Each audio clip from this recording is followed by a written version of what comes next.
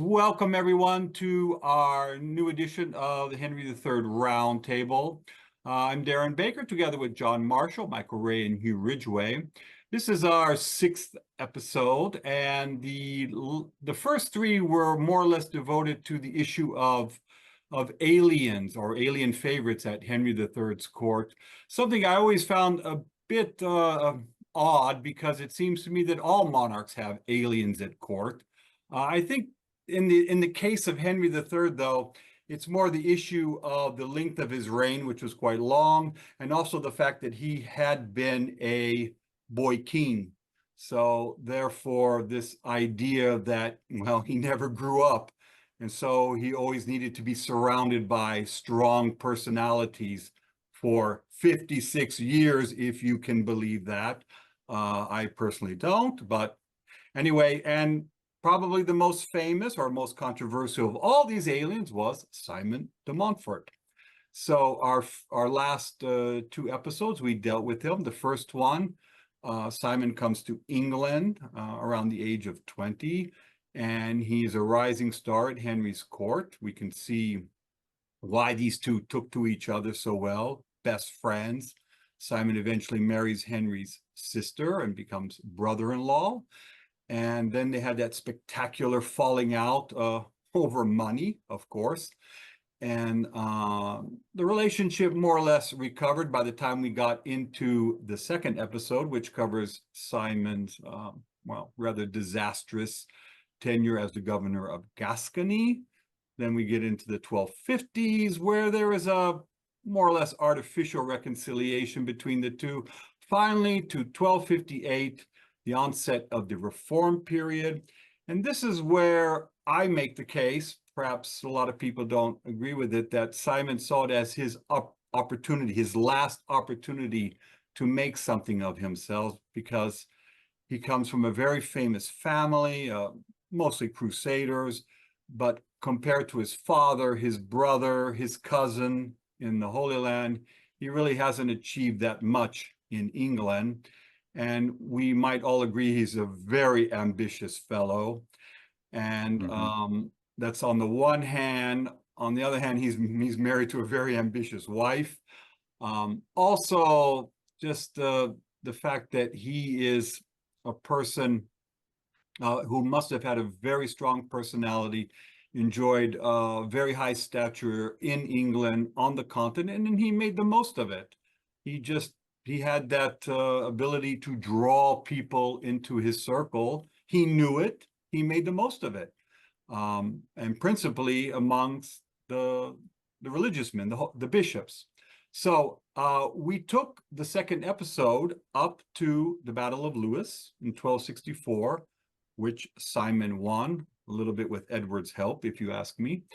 And so now Henry and Edward and the whole royal family in England at that time have been made more or less prisoners. And so Simon, this is the first question I want to ask everybody here. What is, or does Simon even have a game plan? I mean, what does he hope to accomplish by winning this battle? I mean, not apart from achieving a sense of renown, having won a great battle and so forth. But what is going to be the end game here? I mean, what is he ultimately striving for? Anyone care to take that up? I can just add one thing just before we answer that question, Darren, if that's all right, which is just because it's so colourful and it's not so well known, is just to pop in at this point that funeral oration for Edward many years later, because it kind of covers this time. And I'm going to quote, it said, "He, Edward, delivered the kingdom of England from the mouth of the lion when he delivered Daniel, King Henry III, from the hand of the beast, Simon de Montfort." Right. But that is just so colourful. But he missed something. He forgot to add that Edward also delivered Daniel into the mouth of the beast. Maybe it wasn't polite because to say. it's worth noting that it wasn't just Edward's missteps at the battle that cost Henry his kingdom, but it's been this several years of problems between the king and his son. I mean, Edward was in complete defiance for several years, and we might add that perhaps Simon would not have gained so much in power and stature had Edward been on Henry's side from the beginning. But it goes to your question, though, Darren, doesn't it? Because it goes to that: what was Simon trying to achieve? Is that's way back in the next century. The body politic is still thinking of Simon as the beast, and whilst he might be eulogized and in certain areas, that the state is still thinking of it as a dire time that challenged the authority of the state to such a degree that they would call him the beast. yeah, certainly. And of course, everything in England changed after Evesham. I mean, this was one of the true watersheds of medieval history, that England was never the same again. I mean, we might imagine, for example, Gilbert de Clare, a very young, a noble on the scene. So he takes side in rebellion against the king, his lord, but he was probably comfortable in the knowledge and history that nobles weren't punished for their misdeeds. Sure, they might be fined, but they're ultimately pardoned and they're never killed. Well, Evesham changed all that. Now it's a bloody politics that exists. David Carpenter was of the view, wasn't he, that Simon certainly was on the road to King Simon? Yeah, so I've more or less come down that road as well. But so anyway, we'll get to that. But let's start off after the. Can I just simply Sure. say that yeah, I mean, I think look at when they look back at this period, of course, yeah, I think that of course they see the thing in the terms. I think it was David who pointed out, David Carpenter, of the apocalypse, wasn't there? You know, Simon was the beast, Yep. but I think that to go back to your original question about what Simon might have felt after the Battle of Lewes. Well, I mean, all battles are a matter of luck, aren't they? You know, whether you win them or not. It's a bit like rugby matches, and that's why, of course, they try to avoid them as much as possible. And so, no doubt, Simon couldn't believe his luck. I mean, he'd done his best in the battle to try and use all the tricks of the trade. You know, this didn't he sort of tie his banner to a cart so that you didn't know exactly where Simon was in the battle, which I think is a very interesting sort of tactic.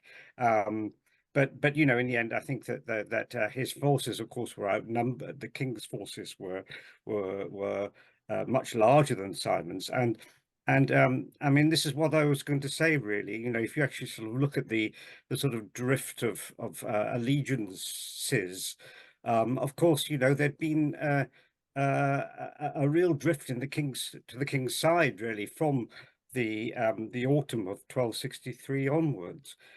Of which I think Lord Edward had himself played quite an important political part. You know, his reconciliation with characters such as John de Warenne and Henry of Almaine, and so on.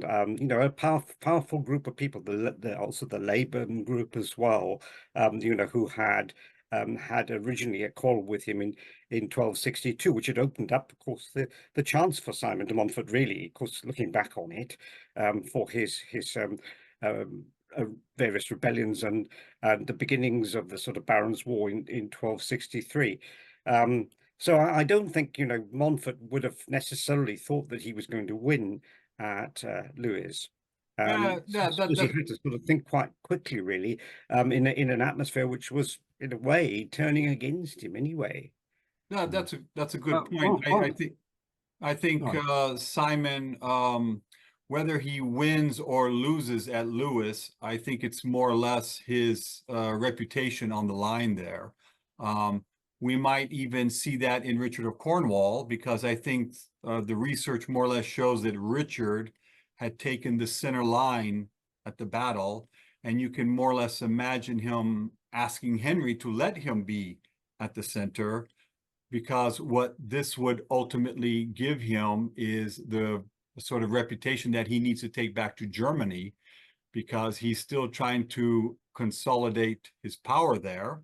Hasn't Yes. really worked out for him so much.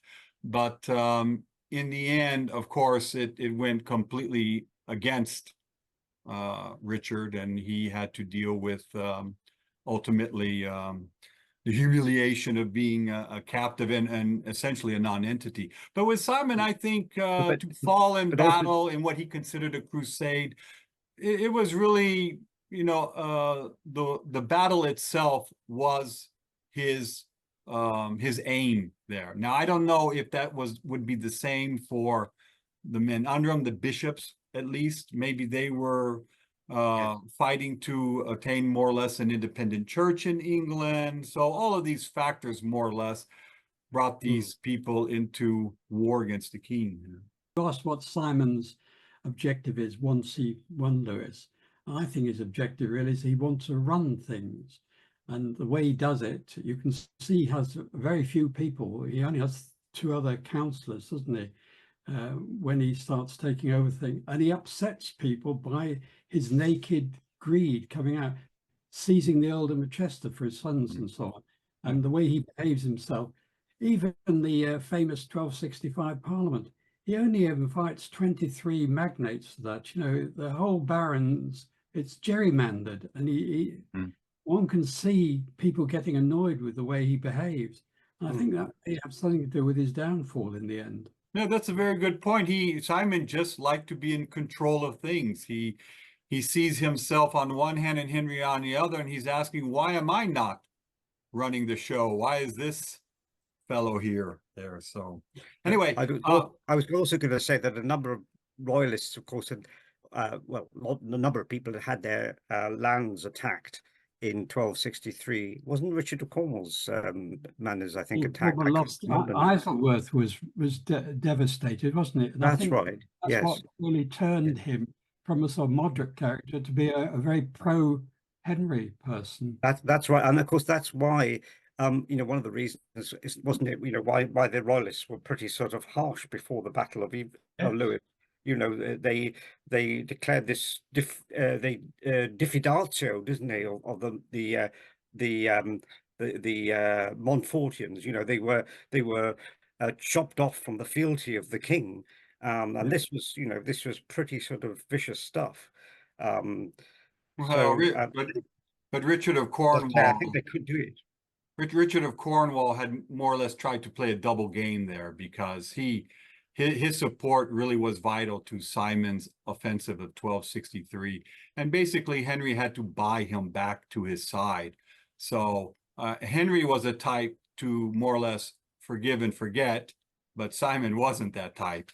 And also by carrying out these attacks on prominent royalists, this was more or less like a populist move. You know, this got the freemen and the peasants, you know, they like this idea of attacking the rich, you might say. So yeah, but also I think, you know, in chivalric society, an attack on your property was pretty sort of important. But the peasants didn't care about chivalric society. They didn't care, you know. You know, and this goes to the point about the Queen's invasion army. I mean, a lot is talked about she ran out of money, or how much money she needed to keep it together. But a lot of these men who assembled for that force, you know, they're dealing in futures here. They're dealing in what's in it for them after they land. You know, all armies were more or less motivated in those days. The thing about that invasion army is, of course, it's characterized by the English chroniclers as a mercenary army. Yeah, and the more you look at that army, the less mercenary it gets. Yes, it has mercenaries attached to it, but it suited the English chroniclers to paint it as a mercenary army. Sure. And of course, that's going to help to rally the peasants in England to the cause. Yeah, so I think a lot of work has been done now on the actual sort of state of how much power Montfort actually had after the Battle of Lewes. And of course, it's not as straightforward for him as we might think, even though he's got the King and Richard of Cornwall and Lord Edward in his grasp. His actual power was compromised, for example, in the north of England, and to my mind, also in the west of England as well. And I think then, everything that Montfort really was trying to do was to try and win legitimacy after this period. You just don't know. I mean, if you literally had, as Michael suggests, if even by the time of the Great Parliament of early 1265, were you to do a literal sort of straw poll of the English baronage, are you royalist or Montfortian? Well, I suppose if people actually put their sort of what they actually thought, I would imagine that the majority were still royalist at this period. It's a sort of myth that the mass of the English aristocracy backed Montfort. You've seen, otherwise, Montfort would have not been so cautious, I think, in 1264-5. I don't know whether Michael and everybody agrees with that point, but I do, but I think also we need to just say that this reissue of Magna Carta is legitimacy again. That's you don't reissue Magna Carta unless you're looking for legitimacy. Yes.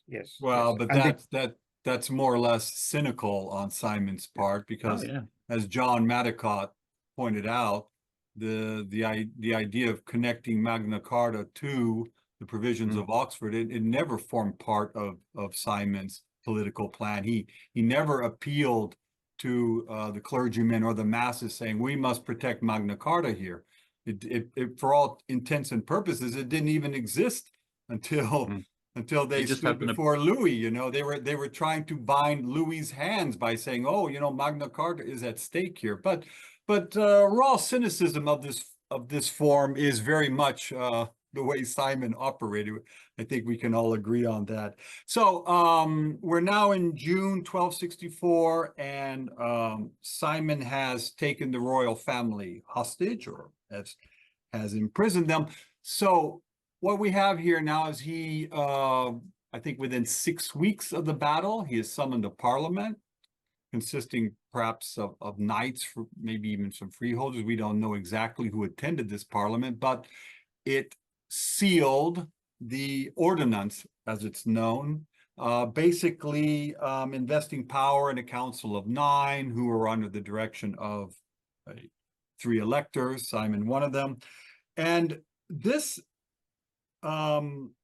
government, this regime is considered more or less provisional until the terms of the surrender at Lewes are implemented, the so-called Mise of Lewes. And what we have here is that the terms call for the French, namely Louis, his brother, some French clergymen. They're going to initiate arbitration on whether the provisions of Oxford are legitimate or should stand or should be modified. This was more or less to induce Henry and Edward to, come to terms with surrender and so forth. The thing is, or my question is, did Simon really believe that Louis would act on this initiative, or the French for that matter? Because if they don't, that means his regime continues indefinitely. What do you think?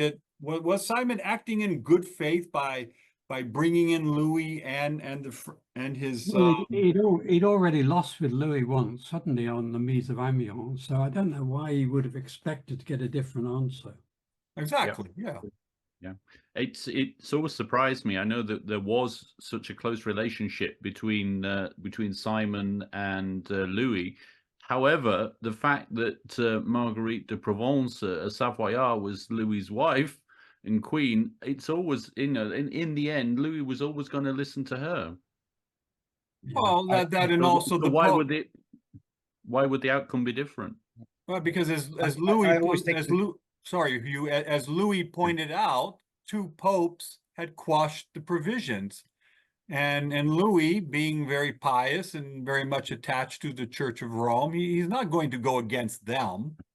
So, all I was going to say was, of course, yes, but I think that it might be that Louis would be, there might have been factors in, people in working in Louis's court who might well be saying something along the lines of, well, actually this is a good method of pulling a fast one against the Plantagenets. I'm not saying that Louis himself and his family, and his family contacts, but I think there must have always been people there on the French side who were sort of trying to say to Louis, come on, get real. This is one of your great opportunities, really, to nobble the Plantagenets once and forever. I mean, I think it's, I mean, you could argue to Louis's credit, he doesn't do this. But I think it may be that, Montfort, of course, with his knowledge of the French court, might well have thought that he might have been in with a chance. After all, the mise of Boulogne, wasn't it? I mean, Louis, at that point, sort of declared in favor of what he would appear to be in favor of Simon. So, it wasn't totally impossible, I think. It would be a triumph of hope over experience, though, Hugh, yes? Yes. well, I think it's also goes back to the point about Magna Carta, that it was very much well known throughout the realm. I mean, this Charter of Liberties had been sealed by Henry 40 years before. It had been read out. There were copies everywhere. So even the freeholders, peasants were very much aware that this Charter of Liberties existed. And by connecting it to their argument that the provisions of Oxford are more or less the executive function of this charter, this was a very good populist move by Simon. So, but anyway, that's more or less taking us up into 1265, back to 1264 and this provisional regime. So we have these negotiations going on, namely with the legate across the channel. And I always believed that, Simon, they all knew that an invasion force was being mustered across the way, and as early as late June. And even though Simon had put together an army to repel this invasion, it seems that it was better to keep it away, like not to have an invasion for his purposes, so forth. So was these negotiations with the legate, with the French, were these in fact legitimate? But was he actually trying to achieve a lasting peace, the peace of Canterbury, as he called it? Yeah.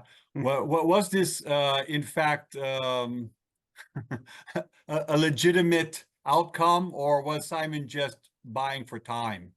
What do Playing you for think? time, yeah. Yeah. Well, I think he was playing for time. Yeah, I agree. Yeah.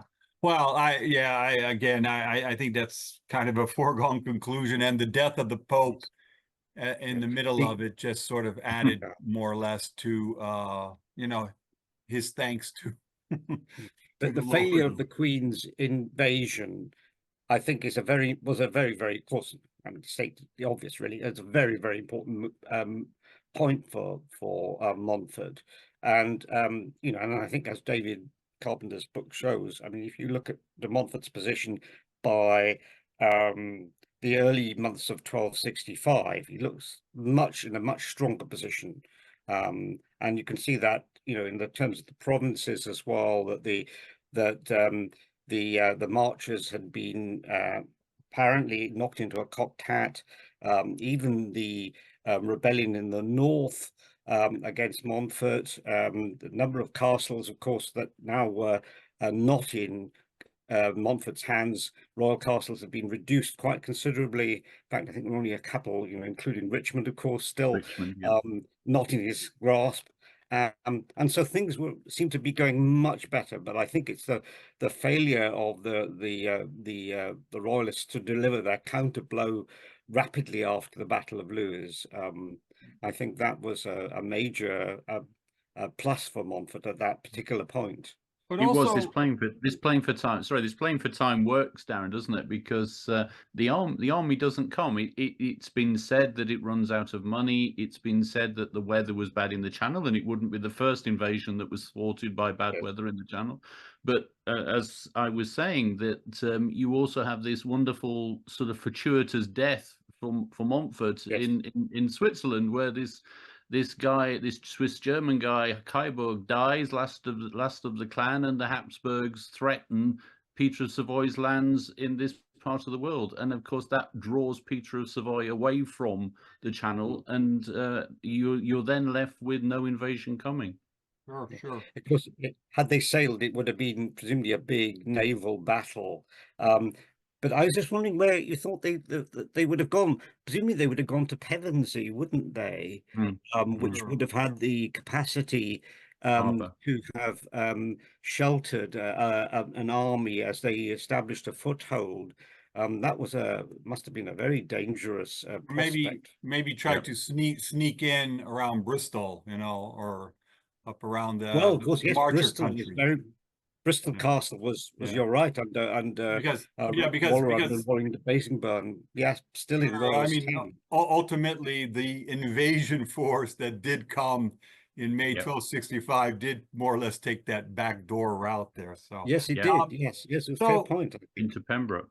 sure, I would like to ask though, why do you think so many prominent royalists eventually signed on to Simon's government? The Bishop of Exeter, Earl of Norfolk. We have even members of Henry's household, or even Savoyards like Matthew de Bézil. They all more or less at least cooperated with Simon's regime. But in the case of the prominent bishops and earls, they actually supported it. Why? For example, Roger Bigott. So he was on Henry's side at Amiens. He did not fight at Lewes. Did not fight at Evesham either. But he eventually goes over to Simon's side. I mean, is his end game, do you think? Well, I think Bigott was. I mean, the Mark Morris's book suggests that Bigott actually went into a kind of armed neutrality in this period, which that got me thinking actually that I think that.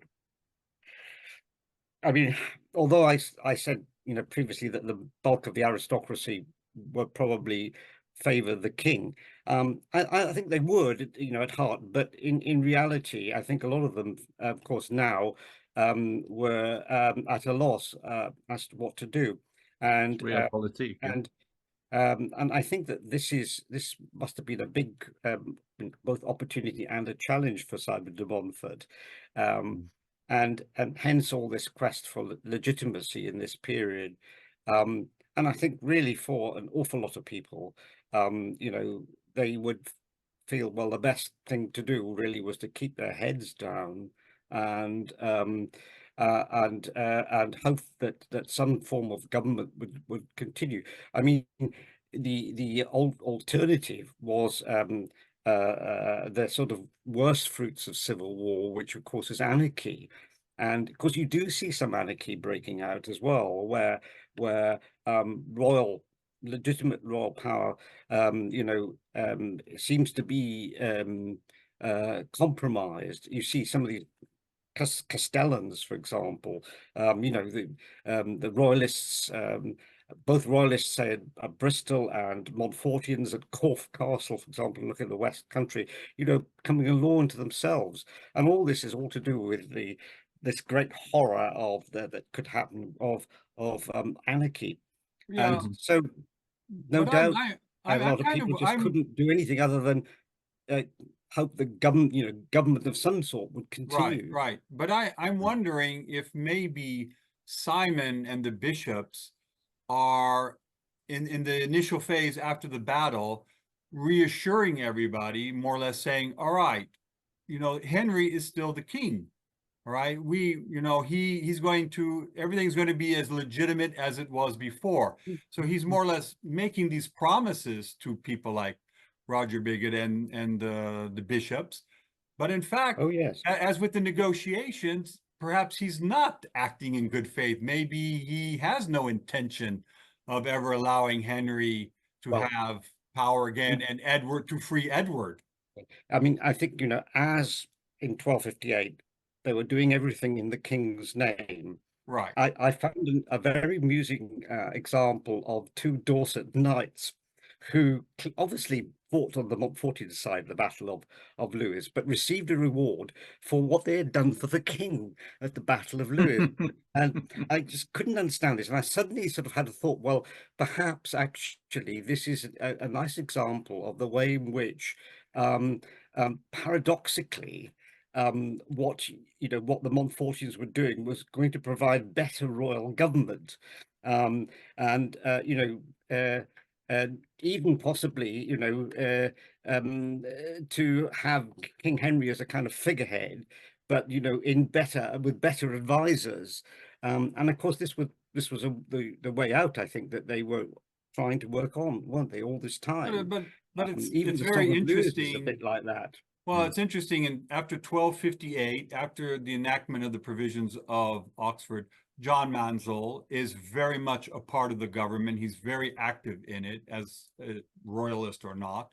But then we get to 1263, and Simon wants to take over the government again to enact the provisions again, and he more or less sends a posse out to arrest Manville.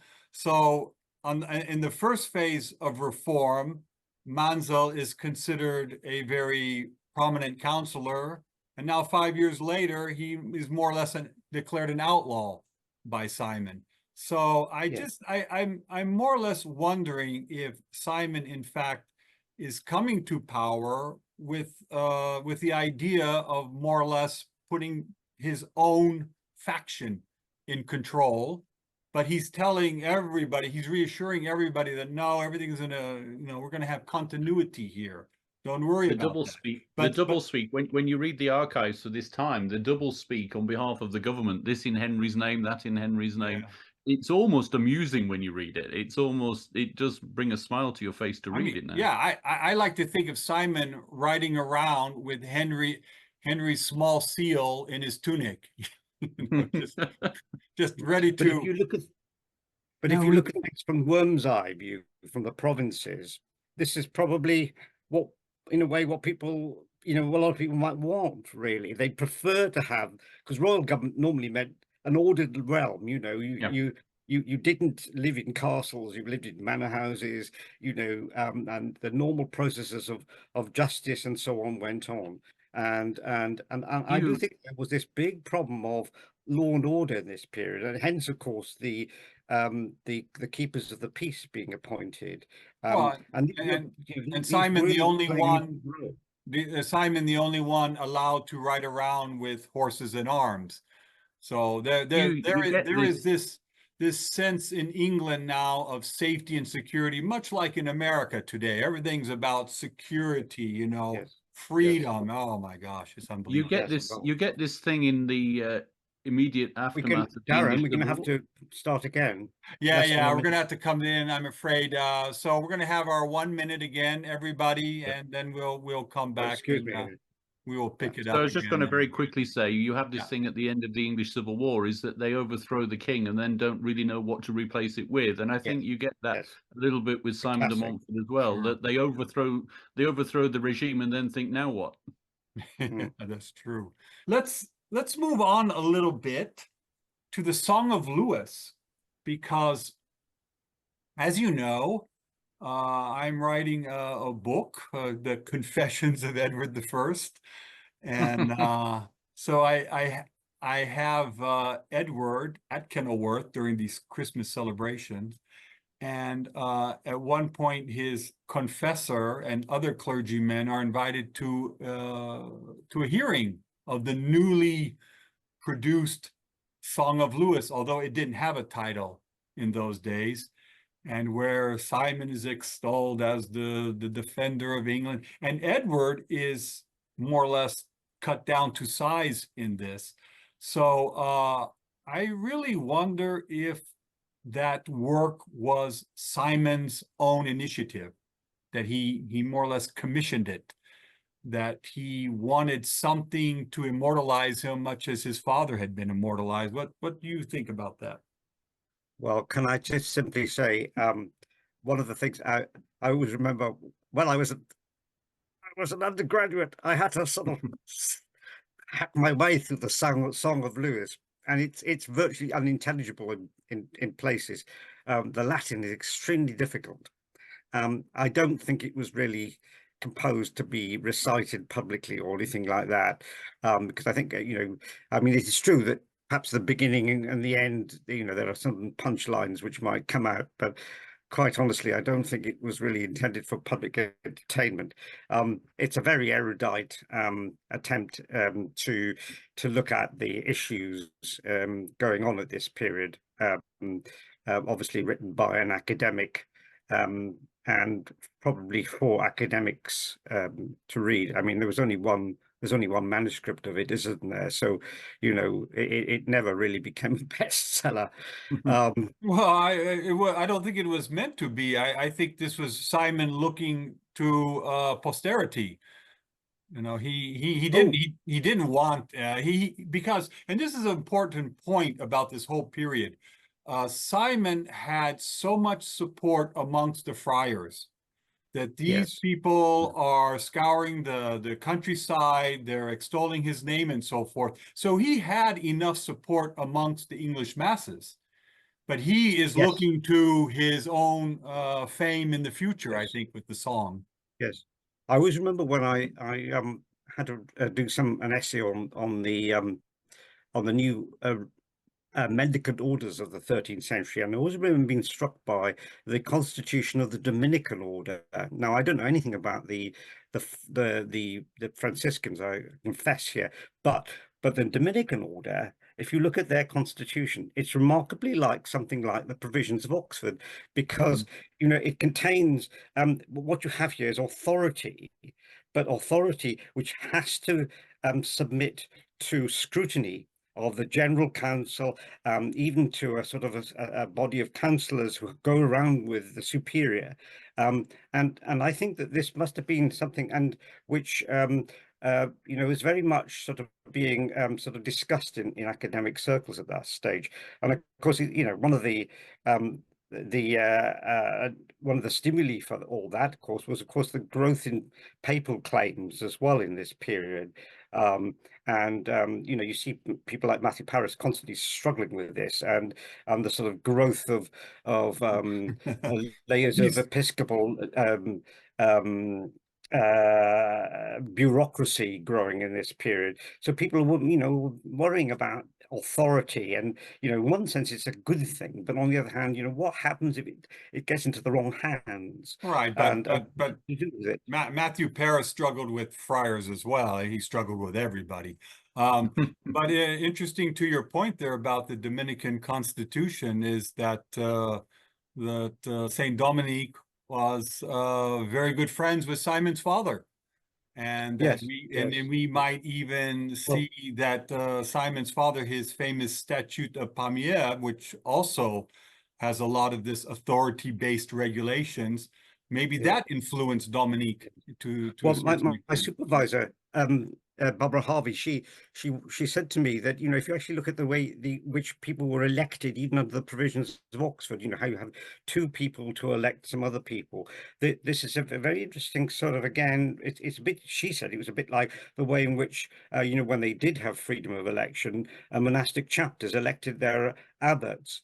And I mean, I'm just saying that there is a lot of clerical input in this whole sort of thing from start to finish, as I state the obvious, really, but they really were struggling with this problem of in one sense authority is given from God, but on the other hand, what happens if authority is going the wrong way?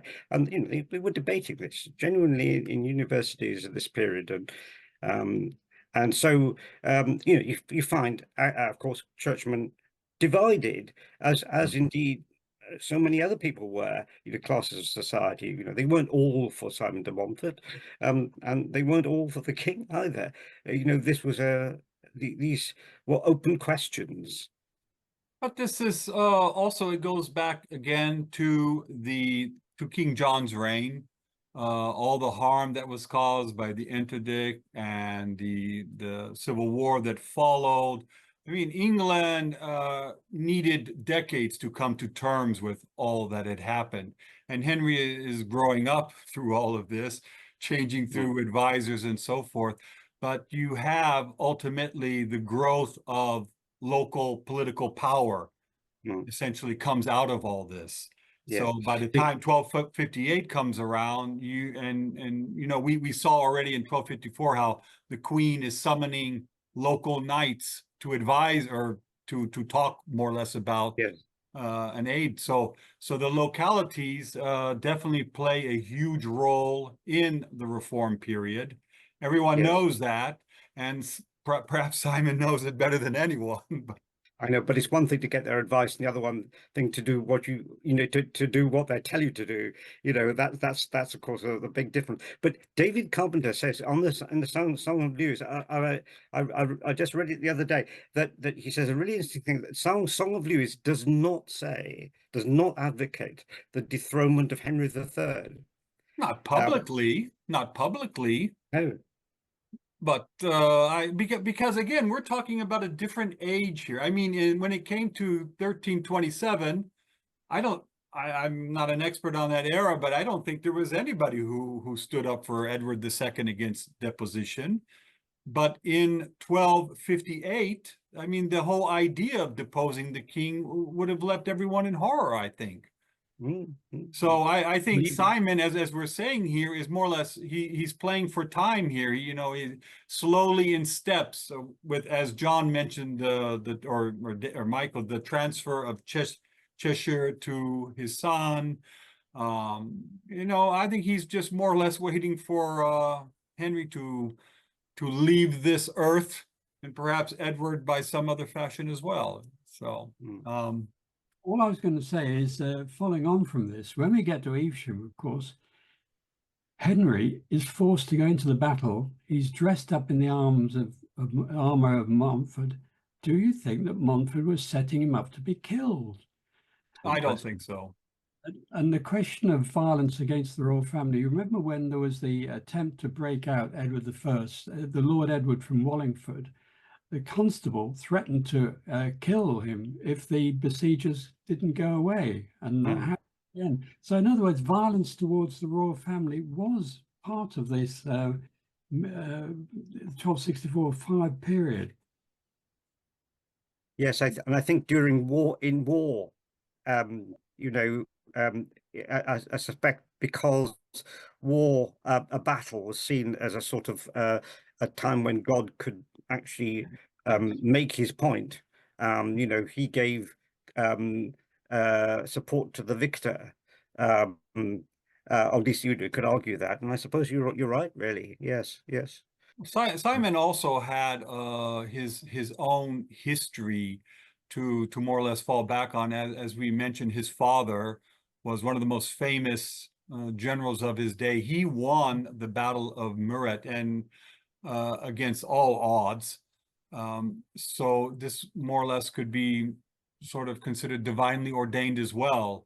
So perhaps Simon went into Lewes and the whole conflict thinking, well, the Lord is on our side, and they dress up as crusaders, or they stitch crosses on. I wonder if that would be considered heretical by other parties outside that a simple nobleman more or less declares a crusade. I mean, and that other people fall into line behind it. That sounds absolutely fantastic. Well, the Song of Lewes says, you know, I mean, what would you think about this idea that you know, that a knight should be subjected to a clergyman and to the clerics, and I think I'm not sure how that is resolved in the song, but you know, it's I suppose the idea. Then there's quite a lot of this sort of Old Testament rhetoric, isn't it? You know, these fighters being instruments of the Lord's will,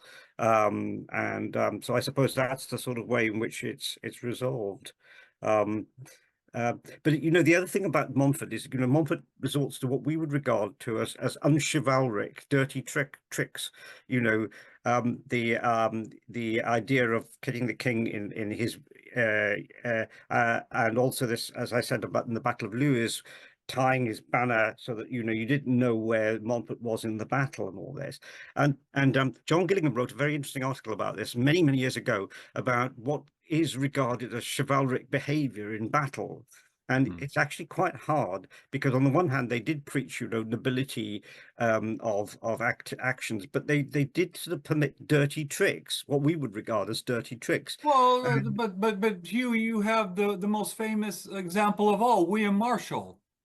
He Exactly, never this was went into a tournament without performing one dirty trick after another. Well, exactly, yeah. And funny enough, this was in connection with discussing the chivalry of William the Marshal that John wrote this article. Sure, of Yeah, course. you're absolutely right. And so Well, you know, getting into the mindset of these people is very difficult, isn't it? sure, yeah. But I wonder if in the end, when we're talking about whether laymen or clergy, and whether the rights and wrongs of any dispute, I wonder if really in the end it comes down to the question of money. I mean, I think it was Margaret Labarga who first challenged the notion of Simon as this great crusader for freedom and justice, which the Victorians had more or less painted him as. And she said, well, yeah, but you know, it all comes down to his claims. He wanted this, he wanted that, and it wasn't that Henry denied him or denied him, you know, the validity of his claims. Henry just simply didn't have the money to satisfy him. So and then we see Gilbert de Clare also.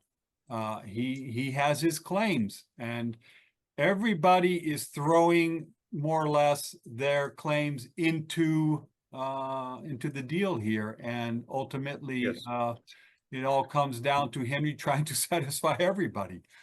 Darren, mention of Gilbert de Clare makes me think that we ought to be discussing the real, you know, the reality of you know, the reasons for Montfort's downfall in 1265. And I think obviously the quarrel with Gilbert de Clare was pretty fatal.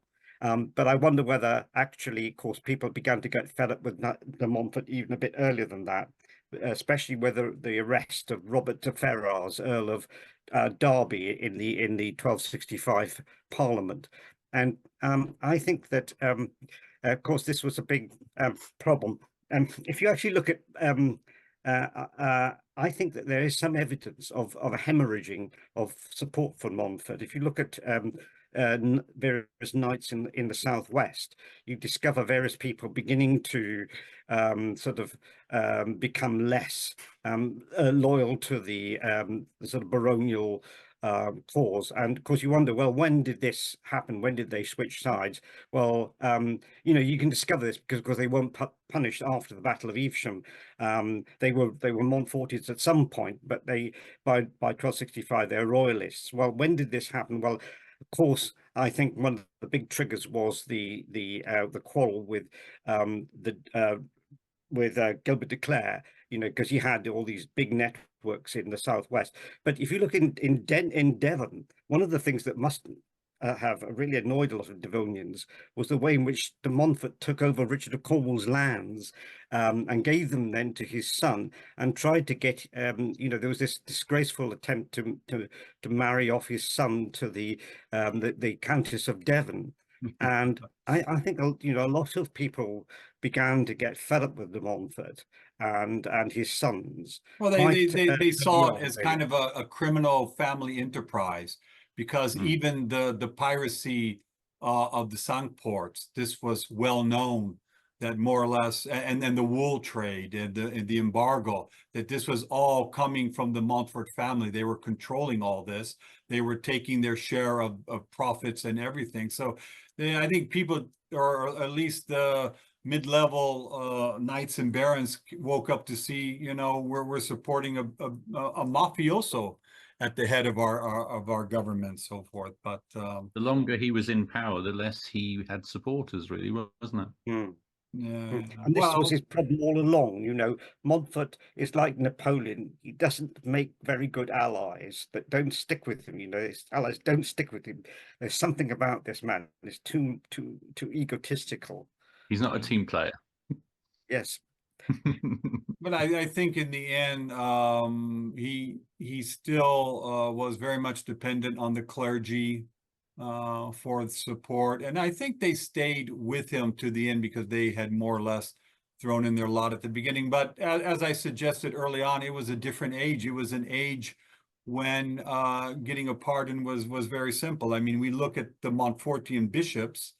4 or 5 of them were more or less sent to Rome to ask for a pardon after Evesham.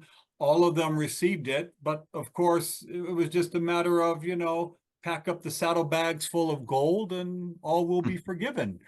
So, but of course, amongst the nobility, Evesham changed that. I mean, we see Edward, you know, as his reign progressed and the wars and everything became more and more predominant, that his tolerance level. But there does remain an inner core of really devoted Montfortian supporters amongst the sort of middling and some quite important barons as well.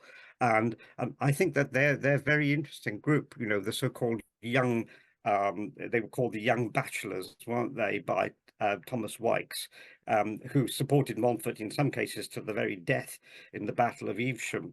And one of the things that's very interesting about them, of course, is they, you know, a lot of them, in fact, nearly all of them, I think, had had been wards of the Lusignans or the Savoyards. And obviously, you know, they wreaked some sort of lasting damage of the sort of on these young, impressionable young aristocrats. And instead, you know, they looked to this much older man, Simon de Montfort, for their leaders. It's a very, again, interesting insight into these people. And they were already, you know, I found a case where these people were already could be linked together in supporting each other in a legal dispute in 1260. This is in 1260, these people, you know, this Right. group of Montfortian supporters, Sure. they're already linked together. Oh, yes, but Hugh, in 1260, I would not call them Montfortian supporters. They were more or less taking advantage of the Reform period to right the wrongs that were Well, they stood up for the security in a case where one of them was accused of a hunting offence, but you know, the fact that they know each other and I think that they've possibly sworn some sort of oath. It's one of these bonds, you know, of these that these young knights might well do, you know, and you wonder, well, where did they do this? But of course, this is, you know, total speculation, isn't it? But you know, they certainly existed as a group. And the thing is that, you know, so interestingly, Montfort scoops them up in the course of 1263, I suppose. Yeah, 1263. And they sort of support him. And there are even cases, I found a case of a Devonshire knight. You know, you think, well, what the hell would he, you know, he shows no interest in going to the court or anything like that. You know, how on earth was he a sort of a supporter of the cult of Simon de Montfort? Well, And you know, so unlike other Devonshire people, you know, did Montfort have a sort of school, you know, of chivalry at Kenilworth, where he was possibly training young knights as well? You know, well, I'm not sure about that, but one thing that I see in throughout the entirety of Henry's reign, and this is something that was mentioned by all the chroniclers, was that, you know, Henry was this man of peace, you know, he considered that his greatest achievement, that he gave his people peace. So, and this is going on, let's say, from the end of the Civil War against King John up until the Reform period. So we're talking over 40 years of peace in the Middle Ages, which is quite a long time. But one has to wonder if many people by then were spoiling for a fight, because it's something I found interesting in the case of Alexander Hamilton, when the colonies were there was this growing sense of rebellion against George III, and Hamilton at that time, he was born and raised in the West Indies. He was stuck as a clerk, and he wrote his very first letter. He ended it to his friend. He wrote, "Oh, I wish there was a war," because he was looking for any way to get out of his station in life. And England in 1258, as we know, suffered from overpopulation, less opportunity for young sons, more or less. And then I wonder if just this whole idea that people were looking for conflict as a Knights way like to of, fight. yeah. So Knights like to fight. It's sure. one of the purposes of a knight. Yeah. Sure, and I think, and Simon is certainly a man of war, and he senses this, and he, as Huw points out, he has all these young men who have their grievances, and so as Wykes points out, they're like wax in his hands. He's going to mold them into a fighting machine, much like his father did. I always say that you cannot understand Simon de Montfort without understanding his father. I mean, his father was very successful. He ran a successful crusade, if we can call it that, for 10 years with the most meager amount of knights. I mean, he never had enough men at his service, because, you know, who wants to go to the south of France for a few years? So he is he is more or less using the force of his personality to keep his inner core together and to keep this crusade going, so forth. I think obviously the mantle of inspiring chivalric society was taken up by Edward I. I think you're pretty hard on Edward, you know, Darren. Yes, I think Edward did make a lot of mistakes, but I think he learnt from his mistakes, because you know, if you look at Evesham compared with Lewes, you know, that I think it's a pretty steep learning curve, but you know, I do think there's a way in which you can see Edward learning. Edward rarely makes the same mistake twice, all the way through his reign. Well, You see it over and over. but Henry was also a learner, but I think in Edward's case, he was a lot like Henry. He was a slow learner. I think, for me, his perhaps it was his crusade that, you know, and the attempted assassination. I think, and coming back, finding out his father had died, he's now king. I think this is when the future Edward, the master, as people. What you don't, surely, I mean, surely there's Edward's campaigning from Evesham onwards. I mean, But okay, I mean, David Carpenter, for one, likes to assume that it's Edward calling all the shots. I totally disagree with that. I think Henry is still very much in command. He still very much has his advisors. He's in the field. He's very belligerent, and Edward is more or less operating under Henry's orders, like a good heir to the throne. But of course, you know, I think when somebody makes an attempt on your life, it really sort of brings things into perspective. We see this with Henry at Woodstock in 1238. I mean, you can see some of his orders that he's not quite the same person. I mean, for example, when the assassin, you know, he is ripped apart by horses in Coventry, and Henry was in Coventry at that time. Maybe he probably witnessed it himself. So yeah, I mean, when you talk about the peace that Henry brought to the realm, one of the things you should remember too is the peace he brought with Scotland. I mean, there was a very good relationship with Scotland for many decades, which of course wasn't later thing. And one other thing I just noticed the other day, you know, we talked about the lucky break that Montfort had in getting all these bishops who were elected in 1262 and 1263. I found out that Burstead in 1262, which was the year he became bishop, was invited by Henry to spend to come to Dover and spend Christmas with him at Canterbury, and he turned him down. He said he was too busy and not well enough. I wonder if Henry realised, oh, hang on, we're going to have trouble with this bloke in the future. Well, yes, that's very interesting. Just like to point, there's another interesting thing. Now, I don't know whether you think about this, chaps. I think Simon de Montfort had a nickname, and I think his nickname was the Old Devil, Vetus Proditor, and he didn't like this nickname a lot. And the two little bits of evidence, so this is only, again, slightly speculative on my part, but the people really knew him. In 1258, Matthew Paris relates how Montfort came to blows with William de Valence, who called Simon de Montfort Vetus Proditor. And as the royalists descended on the Montfortians in a sort of with their bloodlust in the Battle of Evesham, of course, what they cry out is exactly the same thing: Vetus Proditor, oh betrayer, it is impossible for you to live again. And I wonder about this sort of, and how this is also possibly even linked with this business of the apocalypse and so on, with Montfort.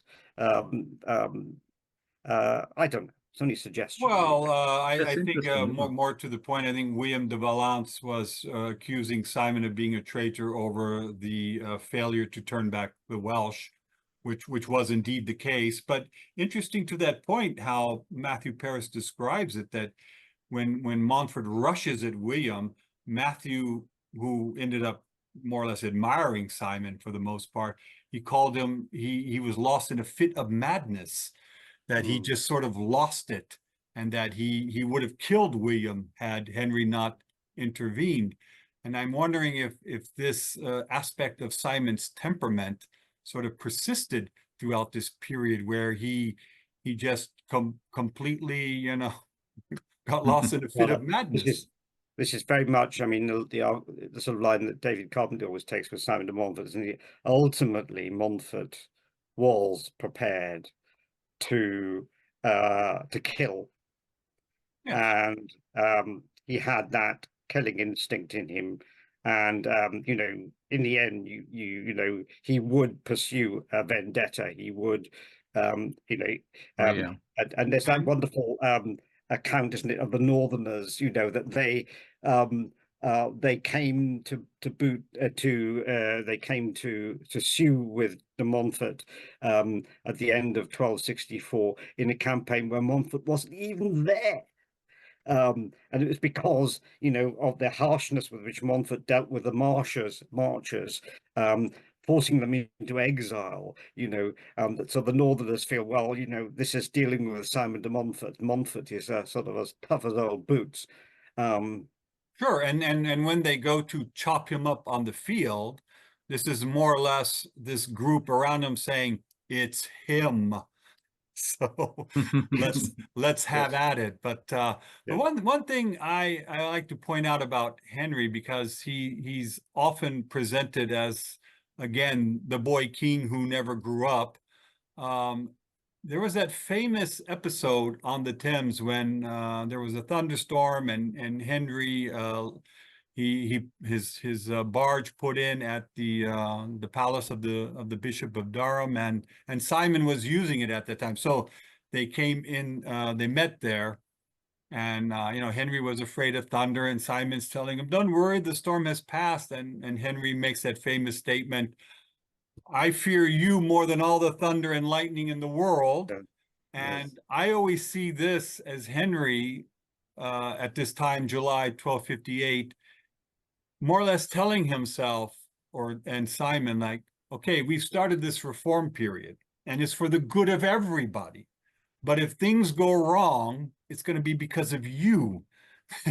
You are going to mess this up at some point if things start to go south. So that, and it's one of the reasons I think why Henry really wanted to have the legate. He wanted to have outside control or outside input of the reform period, because he saw someone like Simon de Montfort, who he knew very well, as taking this thing to unpleasant regions or so forth. Well, Montfort made the greatest material gain from the baronial reform movement of everyone, Yeah. before 1261. So in a way, for him, reform was a good thing. And of course, he was an old man in a hurry, wasn't he, by that stage anyway, and worrying about his sons and what he was going to do for them, provide for them. And legacy. I think Simon is Yes. very much concerned with his legacy, in as much, I think, as Edward as well. I mean, somebody doesn't go through life with so much heroic saga written about them as Edward does, unless he wants that. I mean, Edward and Simon are very much two people, very, very similar in temperament, in stature, how people saw both of them. And Well, Henry for yeah. a brief while they were allied, weren't they, in 1260, 61? But you know, of course it was not going to last. And of course, I mean, Edward had to ultimately come to terms with a little help from his mother, that he had to understand where his true future really lay. So, but yes, and I'm wondering if, when we have this trinity of Henry, Simon, and Edward, if in fact this sort of newly discovered admiration of Simon and Edward, as we see in David's work, in the biography of Simon by Sophie Ambler, I'm wondering if now we're going to see more of this continuing admiration of these two figures at Henry's expense, of course. In an era where we are drifting towards dictatorship again. Yes, it's very, very worrying, actually. I must say. I don't know so much as dictatorship, but just this idea of this sort of glamour around these very strong personalities. Because that's one thing that Henry would never achieve throughout his whole reign, is the idea of a very strong personality on the stage, you know, on his horse, soared up high, you know, much like the Richard statue at Parliament. I mean, that would never be Henry. It could be Edward or Simon, but never Henry. Sorry, Hugh, go on. No, I was just going to say, it's ironical, isn't it, that Montfort was the darling of the liberals in the 19th century, you know, parliamentary government and all that, and yet, you know, we've been portraying him as the antithesis of this, you know, the sort of Donald Trump of the prototype populist. Yeah, okay. Well, we're coming to the end again, so I think that's pretty much enough with Simon. I think 3 episodes is enough there. I would really like to go into the Sicilian business, because I think this is a very misunderstood aspect of Henry's reign, at least as I see it. And I think he needs, or the whole episode needs to be revisited in order for people to really understand what was at stake here, all the factors that played into it. So yeah, so if you're up for that, we'll work towards that end, and we'll find some time in September for it. Okay.